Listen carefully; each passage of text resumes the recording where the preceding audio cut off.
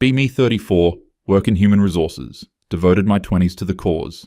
I've read every article, attended every workshop, made it my mission to make spaces safer, genuinely believed I was helping create a better world. Fast forward to last Tuesday, sitting in my corner office reviewing our latest diversity metrics, feeling pretty good about the 60% female hiring rate in our department. Young guy walks in for his probation review. Tyler, 24, joined us 6 months ago. Stanford grad, impeccable resume, quiet, always apologizes for everything. Sits down and won't make eye contact. Tyler, you wanted to talk about something? He shifts uncomfortably. I need to resign. I'm sorry. Wait, what? This kid has been performing decently, no issues. Why would he quit? Can I ask why? Is someone making you uncomfortable here? He laughs, but it's hollow. No, everyone's been nice. Too nice, maybe. I don't know how to explain it. Now I'm concerned because this could be a lawsuit waiting to happen.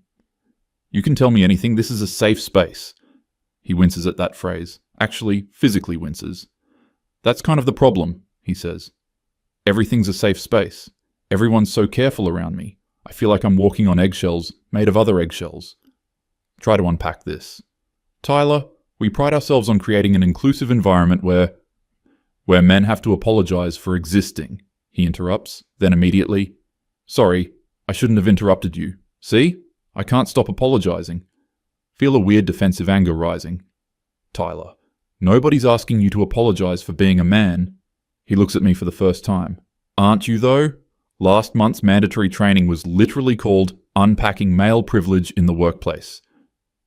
That's not about making you apologize, it's about awareness. I'm aware, he cuts in again. I'm so fucking aware. Sorry for swearing. Sorry for... He stops himself. Do you know what it's like to second-guess every single interaction? Every email I send goes through 3 drafts because I'm terrified of sounding too assertive.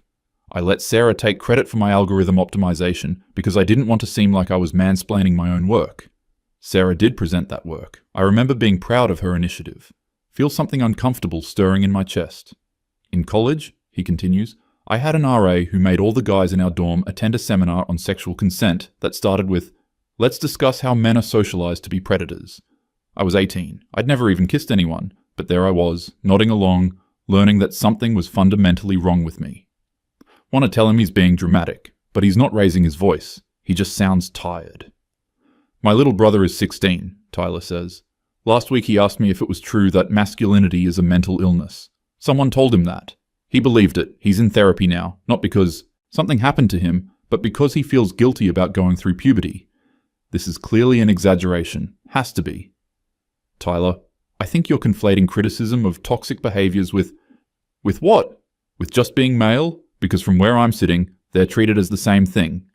He pulls out his phone, shows me his notes app. It's a list titled, Things I've Been Told Are Problematic About Me. Scroll through it, having opinions about subjects I'm knowledgeable in, mansplaining, holding doors, benevolent sexism, going to the gym, celebrating toxic masculine beauty standards, not crying during a movie, emotional unavailability, crying during a different movie, performative sensitivity, offering to help a colleague with heavy boxes, assuming women are weak, not offering to help, lack of empathy, sitting with legs apart on an empty train at 11 p.m, manspreading. The list goes on. Feel myself getting defensive. Tyler, some of these are clearly about context. I know, he almost shouts. Then quieter.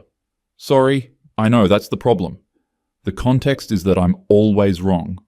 There's always a reason why what I did was problematic. The rules change, but the conclusion stays the same. Male behavior is the problem. Try a different approach. What would you want instead? A world where men can just do whatever they want without considering others. I want a world where I'm not broken by default, he says simply.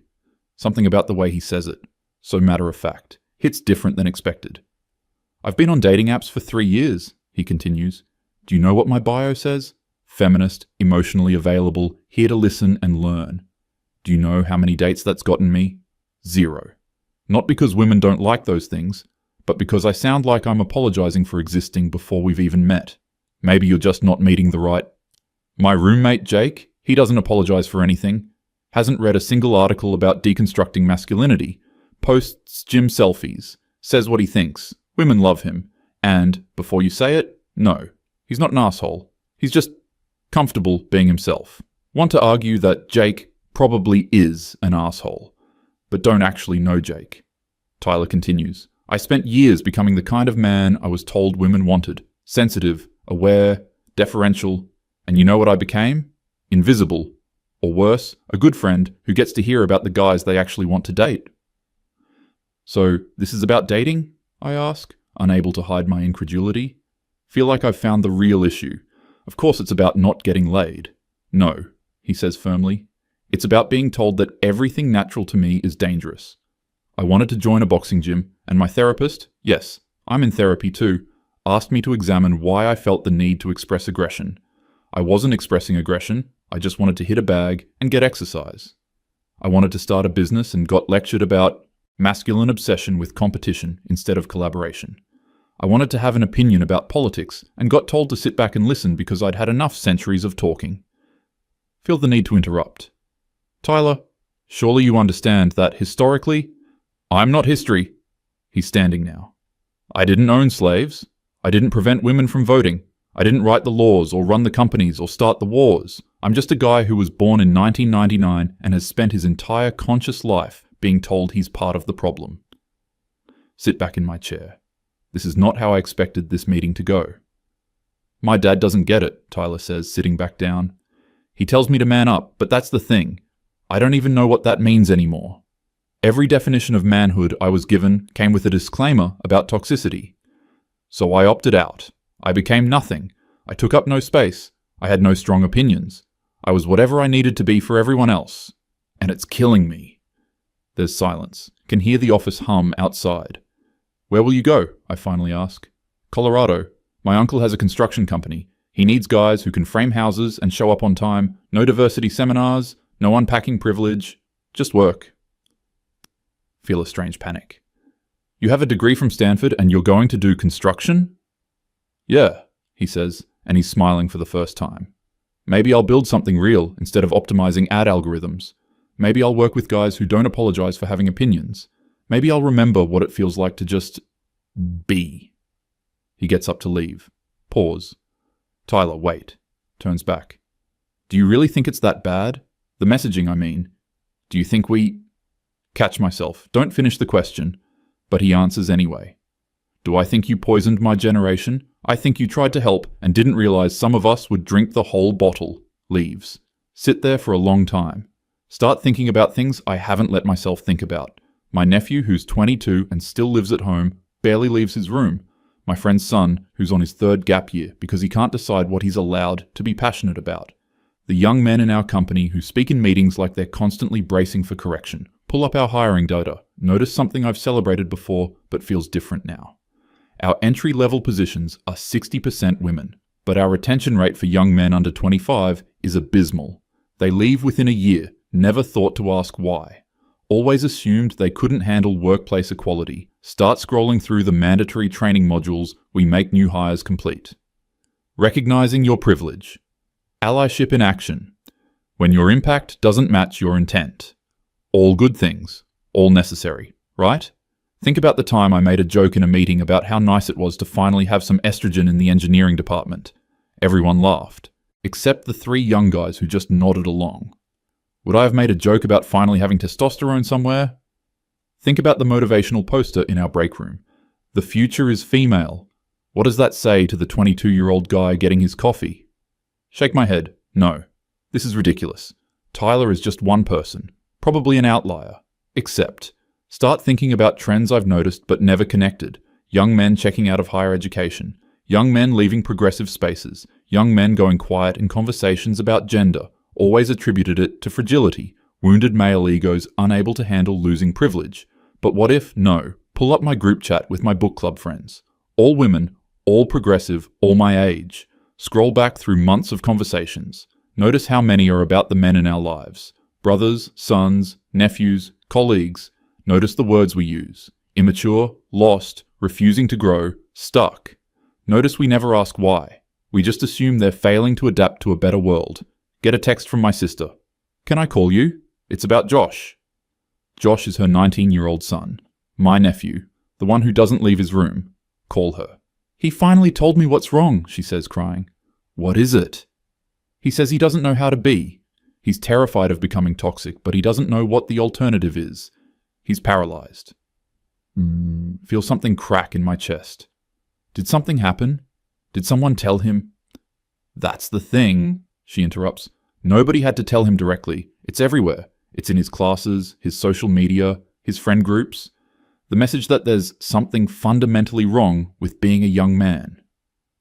But we never said that, I protest. We said toxic masculinity, not masculinity itself. Can you honestly say you made that distinction clear?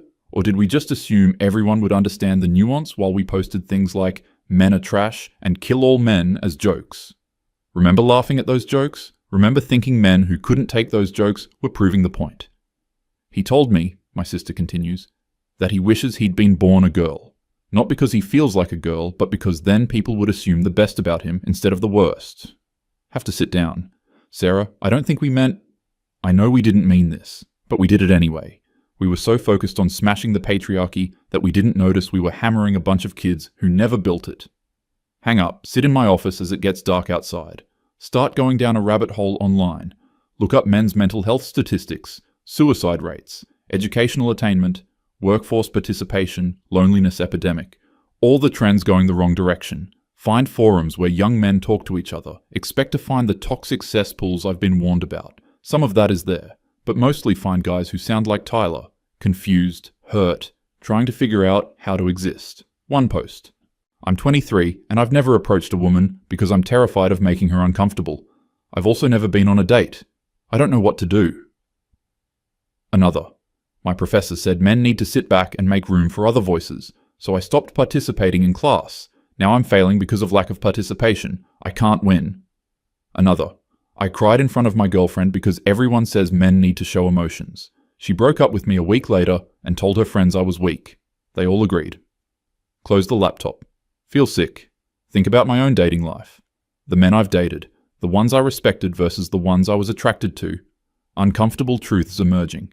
The guys who listened to everything, agreed with everything, supported everything. Friend-zoned. The guys who challenged me, had strong opinions, took up space. The ones I wanted. Remember a date from 2 years ago. Guy named Marcus. Told me about his startup idea. Was passionate, animated, clearly excited. Remember feeling annoyed. Told my friends he monopolized the conversation and didn't ask enough about me. There wasn't a second date, but was that fair? Or was I uncomfortable with unbridled male enthusiasm? Think about what I claim to want versus what I respond to. Think about the mixed messages. Be vulnerable but not weak. Be confident but not arrogant. Be passionate but not domineering. Be masculine but not toxic. Have opinions but defer to ours. Take up space but not too much. Lead but from behind. Start crying. Don't even know why at first. Then realize. Realize I've spent a decade being so sure. So certain about what was wrong with the world, so focused on my own experiences and my own pain, that I never stopped to ask if the medicine had side effects, never stopped to wonder if you could overcorrect. Pull up a document, start writing. Don't know what it is yet, just need to process. I think we made a mistake. Delete it. Sounds too simple. Try again. I think in our rush to deconstruct toxic masculinity, we deconstructed masculinity itself. Stare at that sentence. Is that true? Think about the young men I know. Really think about them. They're not toxic. They're not aggressive or domineering or sexist. They're nothing. They're ghosts. Apologizing for existing. Asking permission to have opinions. Sitting in the back. Opting out. Disappearing.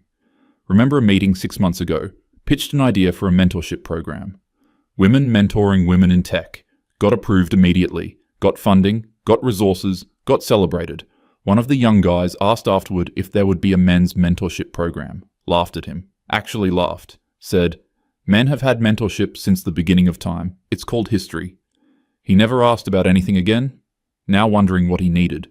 What question he was really asking. Whether he was looking for guidance on how to navigate this new world. And I shut him down with a quip. Get up. Walk through the empty office. Look at the posters, the messaging, the culture we've built. All positive. All inclusive, all celebrating women and marginalized groups, nothing for half the population. No, wait. That's not fair. There are things for men. Training on what not to do, seminars on privilege, workshops on allyship, how to be better, how to take up less space, how to listen more, all framed around what's wrong with them. Nothing about what's right, nothing celebrating healthy masculine traits, courage, strength, protection, providing, building. All suspect now. All potentially toxic. Sit back down at my desk. Pull up Tyler's resignation. Haven't processed it yet. Write in the notes section. Exit interview reveals concerns about workplace culture. Employee felt unable to express masculine traits without judgment. Reported excessive self-monitoring and anxiety about basic interactions. Described feeling broken by default. Stare at what I wrote. This should be a wake-up call. But will anyone listen? Or will they say Tyler is fragile, entitled, can't handle equality? Test this theory. Send a message to the Human Resources Director's chat. Had an interesting exit interview today. Young male employee felt our inclusion training made him feel inherently problematic. Thoughts? Responses come in. Marie. Sounds like fragile masculinity, to be honest. Janet. They always think equality feels like oppression. Rebecca. Did you document this? Could be a backlash issue. Only one. David. One of 2 men in our human resources leadership. How many is this now? 4th young guy this quarter with similar feedback. Look it up. He's right. 5 actually. Never connected the dots. Respond to David. You've noticed this pattern? David. Hard not to. Can we talk tomorrow? Not comfortable discussing in group chat. Interesting. Our male human resources director doesn't feel comfortable sharing his thoughts in a chat. In human resources, the department designed for people to feel safe sharing. Next morning, meet David for coffee. He looks tired. Thanks for bringing this up, he starts. I've been trying to figure out how to raise it. Why haven't you? He laughs bitterly. Because I'm a man in human resources trying to advocate for other men. Do you know how that looks? I'd be accused of protecting the patriarchy from inside the diversity department. Want to say that's ridiculous. But is it? What are you seeing? I ask instead. He pulls out his own notes. Turns out he's been tracking this. Retention rates, exit interviews, incident reports. Young men leaving in droves. Young men reporting hostile work environment, dismissed. Young men asking for support, told to be allies instead. I had a 25-year-old breakdown in my office last month, David says. Told me he's been in therapy for 3 years trying to unlearn his masculinity. His therapist has him doing exercises to suppress his anger, his competitiveness, his sex drive. He's on antidepressants now. Says he feels nothing. We're not responsible for his therapy. Aren't we? We mandated he see someone after he got into an argument with a colleague. A normal workplace disagreement. But he's male, she's female, so we sent him to sensitivity training and required therapy. Remember that incident, sided with the woman automatically. Standard protocol. What do you think we should do? I ask. David looks at me like I've offered him water in a desert. I think we should start by admitting there's a problem. I think we should ask ourselves if our policies are equitable or punitive. I think we should consider that maybe, just maybe, we've overcorrected. That word again. Overcorrected. Spend the rest of the day thinking. Looking at things differently. See Marcus, 26, eating lunch alone. Always eats alone. Never speaks in meetings unless directly asked. Always looks exhausted. Used to think he was antisocial. Now wondering if he's just tired of walking on eggshells. See the women in the office. Laughing. Taking up space. Confident. This is good. This is what we wanted. But did it have to come at the cost of the men being diminished? Is equality a zero-sum game? Have operated under the assumption it is, that men need to shrink for women to grow. But looking around, maybe everyone just ends up smaller. Go home. Can't stop thinking. Pull up my old blog. Haven't posted in years. Used to write about feminism, equality, social justice. Read my old posts. So angry, so certain, so focused on everything wrong with men. Find a post from 2016. Why we need to destroy masculinity to save men. 3,000 shares. Hundreds of comments agreeing. Scroll through them. Women celebrating. Some men agreeing enthusiastically. Wonder what happened to those men. Wonder if they're like Tyler now. Or my nephew. Or the guy who broke down in David's office. Start writing a new post. Title it, I think we made a mistake. Write for hours. Everything I've been thinking. The pattern I've noticed. The young men checking out. The overcorrection. The inability to distinguish between toxic masculinity and masculinity. The mixed messages. The assumption that male is default wrong. Write about Tyler. About my nephew. About the statistics. About the forums full of lost young men. Right. We were so focused on our own pain that we became inflictors of pain. Right. We wanted to be seen, and in our urgency made half the population invisible. Right. We said we wanted equality, but celebrated when men failed.